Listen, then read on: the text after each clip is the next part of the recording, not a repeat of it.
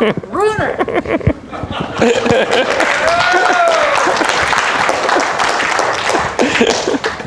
Okay. We'll do that for you. Yeah. Okay, good afternoon, ladies and gentlemen.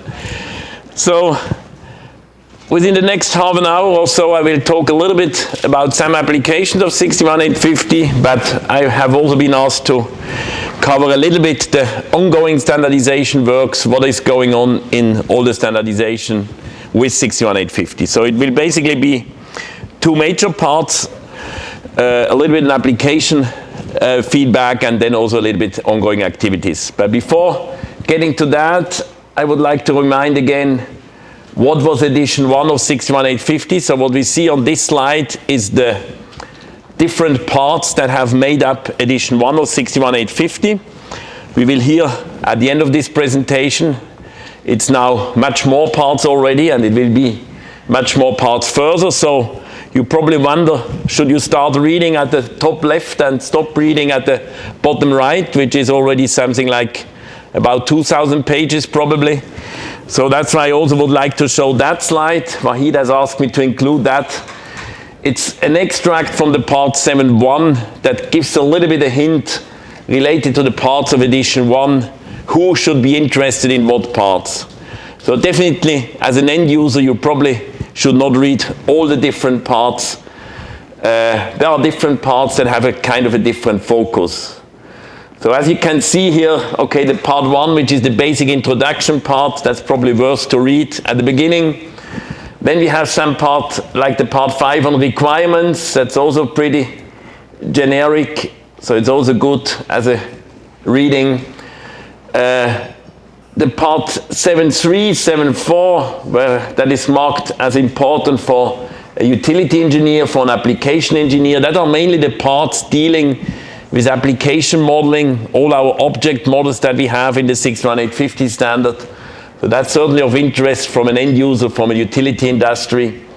The parts 7.1, 7.2, but mainly also 8.1, the communication mappings, that's really communication technology. So if you are not implementing 61850, if you are not writing the pieces of software yourself, or if you do not design to join one of the stack manufacturers to help them develop the stack, you are probably not so much interested in the part 8.1. You may be a little bit interested in the part 7.2 in terms of the service capabilities that you have, the reports that you can configure to transmit data. And the part 6, which is mainly the engineering language, plus some general discussions about the engineering.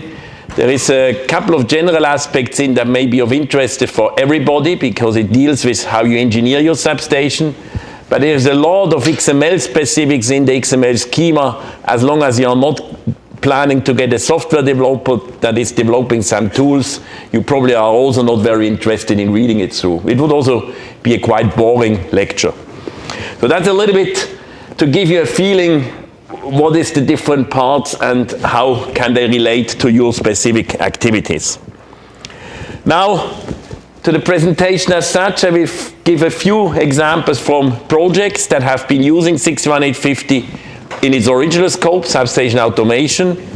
I will give a few application examples of goose messaging, of modeling for some typical applications that you may find within a substation automation system. And at the end, I will talk a little bit about industry activities, about ongoing standardization work, showing you a little bit where the 61850 standard is heading to. Project examples. This is a very simple project. It's a 16 kilovolt distribution substation. The reason I'm showing that project is because it was simply the very first 61850 substation that has been realized. As you can see, it went into operation in November 2004. So that was shortly after the major part of 61850 have been published. It was, as I mentioned, the very first project where 61850 was applied in a distribution substation. Medium voltage feeder, 16 kilovolt per feeder. We had one relay there, which was a combined protection and control device. And basically, these devices were connected through a 61850 communication network station bus only. Engineering was as well done according to the part 6 of 61850. single vendor system, as you can see, so, but still the first application of 61850. The next slide is also one of the very first projects. In fact, it was the second project that was realized with 61850. By chance, both of these substations are in Switzerland. This was more on the other end in terms of a substation. It's the substation Laufenburg, which is one of the most important substations in Europe, a very important interchanging node between multiple countries, Switzerland, Germany, Austria, France. It consists of a 380 kilovolt part with about 15 bays. There's also a 220 kilovolt part with about 30 bays and a 110 kilovolt part. The area where 61850 was applied here was the 380 kilovolt part of the substation. It was not a greenfield substation, it was a retrofit project. So basically 7 bays of the total of 15 bays had to be retrofitted, and it was done as a step-by-step retrofit. And as you can also see, we had 2 different suppliers here. We have main 1 protection plus bay control from 1 supplier, and main 2 protection from a second supplier. So it was basically a first project where also different vendors interoperated together on the same standard base. The architecture of the project, typical architecture like we see many times, a ring communication where you have 1 Ethernet switch per feeder, and where you have the devices per feeder connected to that switch, in that case the 2 protection and the bay control units. And somewhere you have your station level devices with a communication gateway, local HMI, and yeah. In that case, the station unit existed already, and all the rest of the substation was using the 6875.101 protocol. So that's why the reason that the station unit was also integrated through the communication gateway to the 6875.101 protocol. Another example, I just picked one of many, a project in India. Most of these examples show always a little bit the same architecture. You see the Ethernet ring, where you have the communication network of the station bus. You see the different bay controllers, protection relays, organized, structured, typically per feeder, and connected to the ring. And at the station level, you have again your gateway, your local HMI, and some auxiliary stuff like also the time synchronization. So that's just one example of a project of many that basically always have more or less the same structure. Another example from Australia. Australia started a few years ago to go into 61850 as well. Australia is as well a market where the systems are not typically built by a system integrator or by one of the vendors as a system integrator, but where the utilities typically try as well themselves to integrate 61850 devices and build a system. They issued a functional specification, I think it was 2 years ago, based on 61850, and they really wanted to apply 61850 consequently.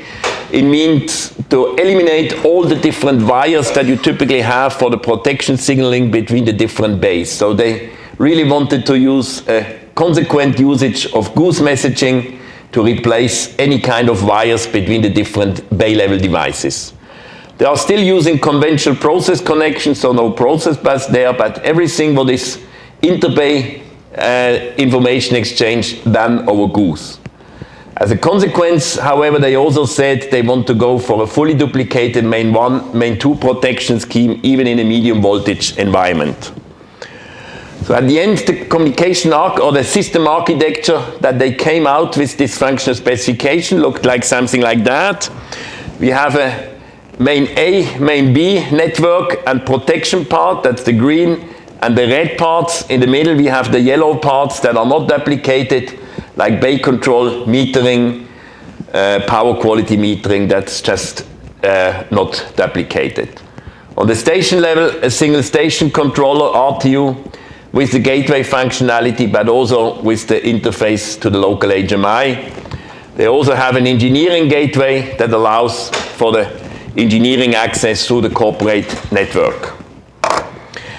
Something they as well used was related to the substation configuration language, so they also issued a formal functional specification in terms of a 61850 system specification description, one of the SCL files that Ralph has presented before. So this is a formal way to represent the functionality of your future substation in terms of single line diagram, but also in terms of data model requirements. What we see here is basically these different logical nodes that are required to implement a certain function, like here the voltage measurement, the control of the breaker, the control of the earthing switch, etc. So that's an extract from a graphic tool that allows to design that. In the background we have an XML file that is produced that is conformed to the 61850 part 6. Okay, that was a few project examples. Now let me get to a few application examples. Application examples of typically goose messaging. One of the most typical examples of using goose messaging is in the context of interlocking. That were also the first applications where the end users agreed to replace the wires with a communication message. I quickly explain that example here on a very simple example.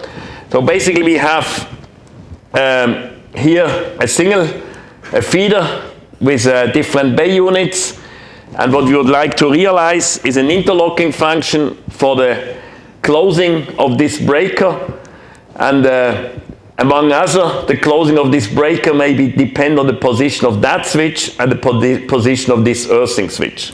So somehow the equation behind the enabling of the close of that breaker depends on values from this switch and on values from that switch. In a conventional approach, that would mean we now have to engineer a wire with a binary output with the position of that switch going from that device into that device, so that then in there we can realize the logic to implement that function. With 61850, this is more or less all the same, except that instead of having this wire, we have what we call a virtual wire. Mark already mentioned it before, so we are using goose messaging, which is basically a virtualization of this wire with this binary signal. Now, how does this look?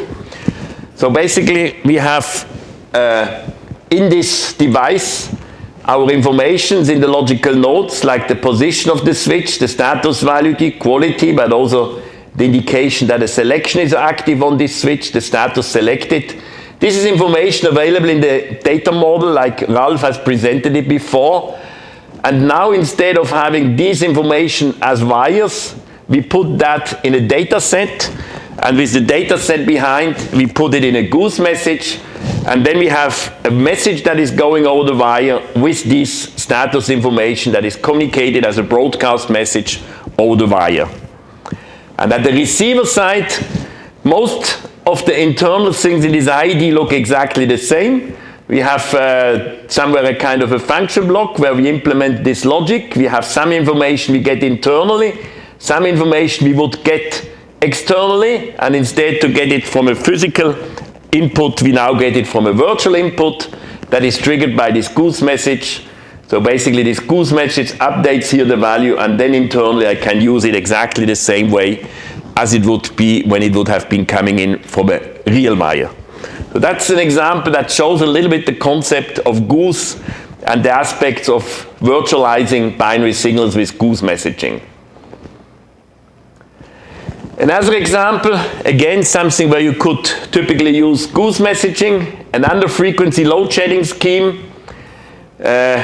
We assume we have a series of feeders that we would trip when we have a stage 1 level. We may have another series of feeders that we would trip when we have a stage 2 level. We have somewhere the relay that is doing the frequency measuring. In terms of 61850 data model, we would find here two logical node instances of the under frequency logical node, where we have an operate signal. That means the operate signal gets active when the frequency drops to the setting that is related to that stage. And then we have this signal under frequency stage 1 operate instead of having it on a wire, we would put that in a goose message, and that the same way we would also put the stage 2 signal in a goose message, and these devices would subscribe to that information and would locally trip accordingly based on the configuration. And the PTRC again is a 61850 logical node representing the tripping logic. Another example very frequently used for goose messaging, reverse blocking. A reverse blocking scheme where you basically have a distribution substation, energy flow is coming from the high voltage side or the medium voltage side down to all these feeders. Per feeder you have your feeder protections with the distance functions, the PDIS logical node representing the distance protection element. You have a transformer protection main 1 unit, which is on one side implementing the differential protection function, transformer differential protection function, but it also implements a distance function looking in that direction as a backup. So basically, if a device here fails, this may operate as a backup trip, and at the same time it also operates as a trip or as a protection for this bus bar. And in order to accelerate the scheme, in order to avoid long delays here, we are using reverse blocking signals. So as soon as a protection down here detects the fault, it will send the blocking signals to avoid that this device that of course will detect the fault as well trips. And if the blocking signal is missing, then of course that device has to trip. At the same time, this also operates as a breaker failure. So these protection functions, when they have operated, they have to start the breaker failure function up in this device. And for that we are using 2 signals. One is the start of this distance function, which is used as a reverse blocking scheme, and the other one is the operate of the protection functions, which is used as the initiation of the breaker failure function in the relay in that relay. And again, this could be conventional wires that you have these signals on with binary outputs and inputs, or you simply put these data objects from 61850 into a data set and in a goose message and send it over the communication network. 90-1 was a technical report we have issued about communication between substations, and this is an example from there. Permissive underreach with transfer trip protection scheme. So you have the 2 substations, zone 1, zone 2 distance protection. Zone 1 is considered to be in the line, zone 2 is somewhere at the end of the line or further down. So basically the zone 1 will create an immediate trip, the zone 2 is waiting on a permissive signal from the other side, zone 1. Typical protection scheme, 61850 implementation, according to 90-1, communication between substation, would use the logical node P scheme for the scheme logic as such. So the logical node P scheme would have the data object permit. And now we have 2 approaches. We have a first approach, what we call the gateway approach, where we assume you have teleprotection communication equipment. So there is some non-61850 communication going on. So in that case, our teleprotection equipment would receive a goose message with this permit signal, would communicate it on the other side, it recreates more or less this permit signal and sends it to the protection ID. But for the future, we definitely see the approach that we call tunneling approach. So if you have a communication network here that can tunnel goose message, we can directly tunnel a goose message with a permissive signal from that substation over to the other substation and implement the scheme that way. Okay, that were a few application examples, and I have to watch my time. Now I want to tell you a little bit what is ongoing in the standardization with regard to 61850.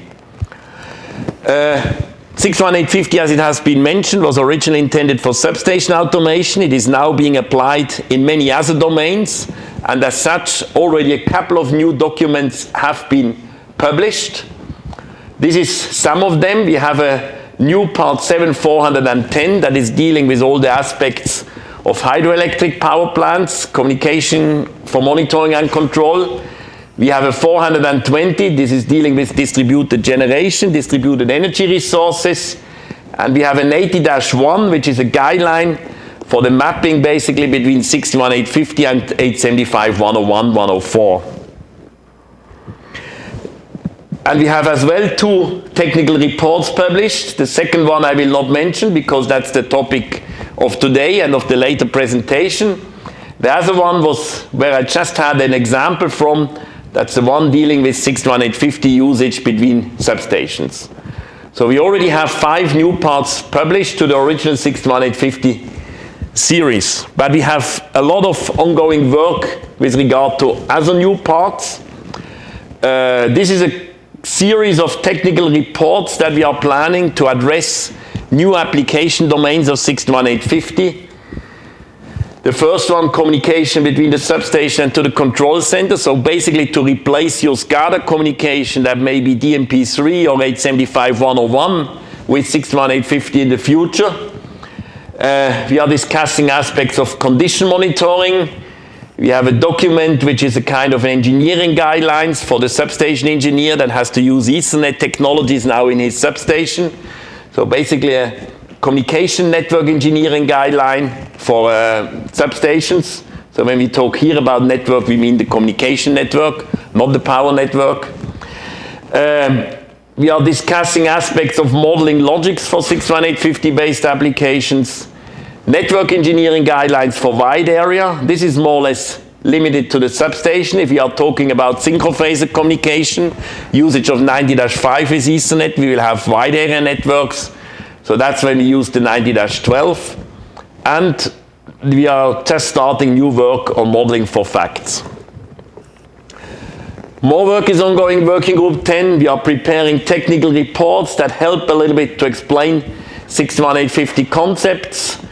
We are working on a document discussing methodologies for testing of functions in 61850 based system. We are addressing system management a little bit beyond what is already in the part 6 about the engineering. In particular, when we are talking about smart grid networks, distributed generation, virtual power plants, system engineering will have a little bit different requirements than a substation that is more static than maybe a smart grid with a lot of different equipment connected in for virtual power plants or other applications. Alarm handling, and last but not least, we are in the process of preparing a UML model for 61850.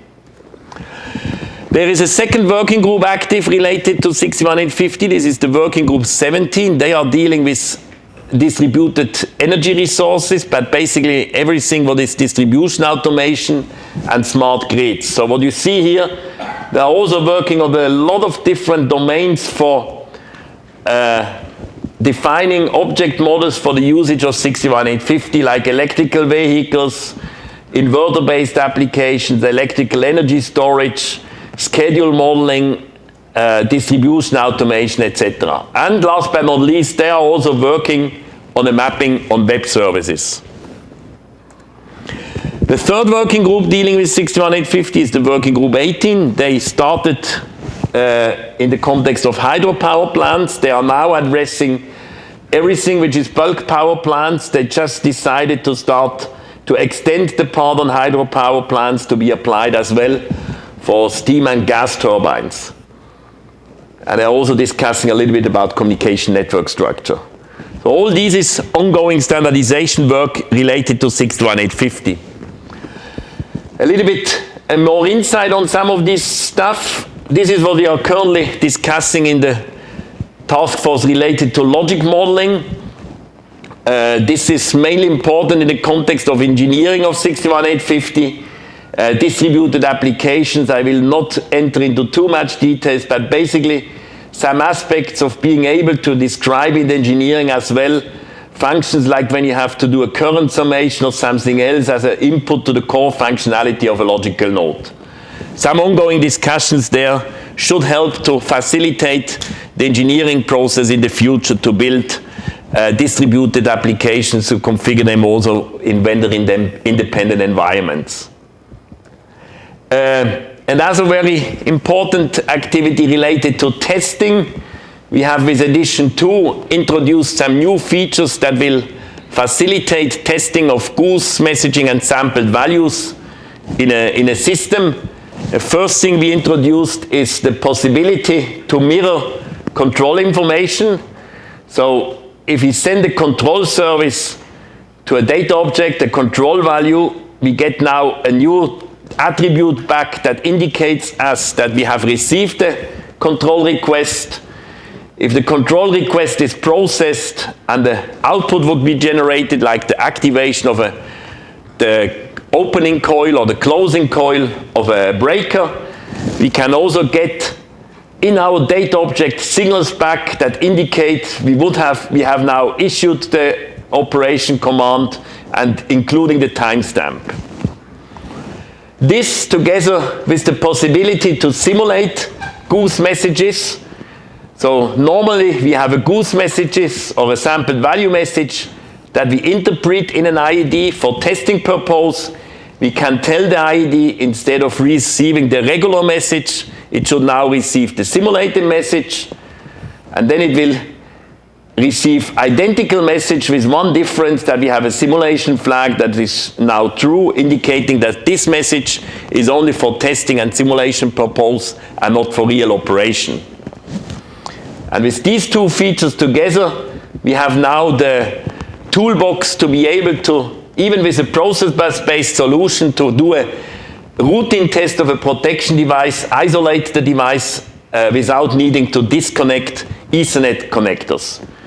I quickly explained that this would be a setup for a fully process bus-based protection scheme. We have merging unit with current voltage transformers where we receive sampled values from. We have our protection device with our protection logical nodes, and we have an intelligent breaker where we send the trips to, and that is interfaced to the breaker to operate. So, I know. I was a little bit late when we started. You have made a little bit too much coffee break. Yeah. Okay.